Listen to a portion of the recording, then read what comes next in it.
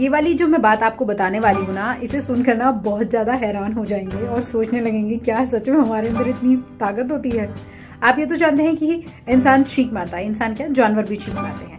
और जब हम छींक मारते हैं, मैं अब यहाँ बात कर रही हूँ इंसानों की, तो इंसान छींक मारते हैं, उनके मुंह से छींटे निकलते हैं। लेकिन क्या आप जानते हैं कि उन छींटों की रफ्तार कितनी होती है, यानी कि हम किस रफ्तार में छींक मारते हैं। हम जो छींक मारते हैं उसकी रफ्तार होती है 100 मील प्रति घंटा।